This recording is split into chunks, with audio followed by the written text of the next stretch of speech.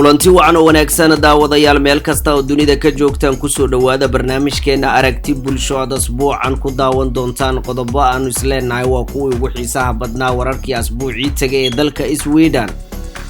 inta barnaamijka uu soconayo qodobada aad ku daawan doontaan ayaa waxaa kamid ah markii ugu horeysay daroona lagu dul arkay iyaga oo dul heehaabaya dusha sare aqalka boqorka dalka Sweden iyo waliba warshad dhalisa tamarta nuclear-ka ee ku taala bartamaha dalka Sweden. baraf dabaylo xoogan watay oo ku dhuftay gobollo ka tirsan dalka Sweden. qodobadaas iyo qodobo kale ayaad barnaamijka inta uu soconayo ku daawan doontaan. waxaa idin tabinaya anigoo ah Xasan Maxamed Axmed Xasan Liisho. halka aad ka daawanaysaan waa barteena aragti bulsho. mahadsanidin.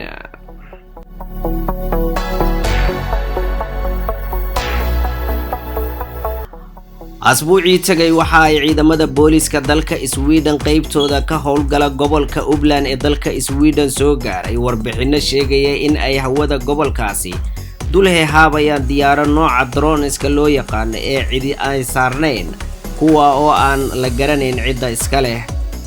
diyaaradahan ayaa lagu arkay agagaarka dusha sare dhismaha xarunta dhalinta quwadda nuclear-ka ee Forsmark ee gobolka Uppland ee carrada dalka Sweden.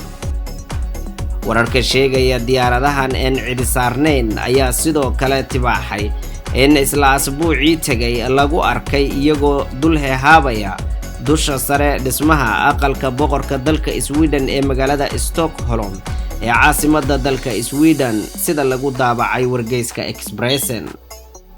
De senaste dagarna har polisen fått in flera rapporter om drönare, däribland över kärnkraftverken Forsmark, Oskarshamn och Ringhals.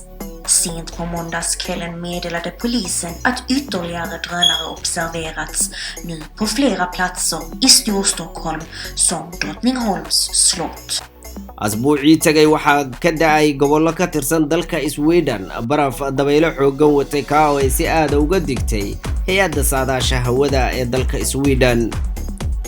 barafkan dabaylaha xoogan watay ayaa waxa uu sababay shilal ka dhacay wadooyinka waaweyn ee lagu safro sida wadada E4 ee gasha magaalada caasimadda u ah dalkan Sweden ee Stockholm taa oo la sheegay in uu ka dhacay shil gaari.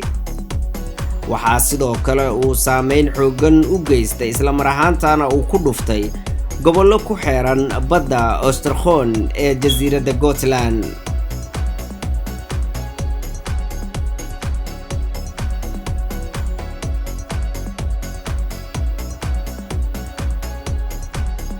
intaanu barnaamij mid lamida ku wada kulmi doona asbuuca dambe haddii Allah awood leh idmo. waa anigoo ah Xasan Maxamed Axmed Xasan Liisho kaga taga sidaas iyo nabadgelyo.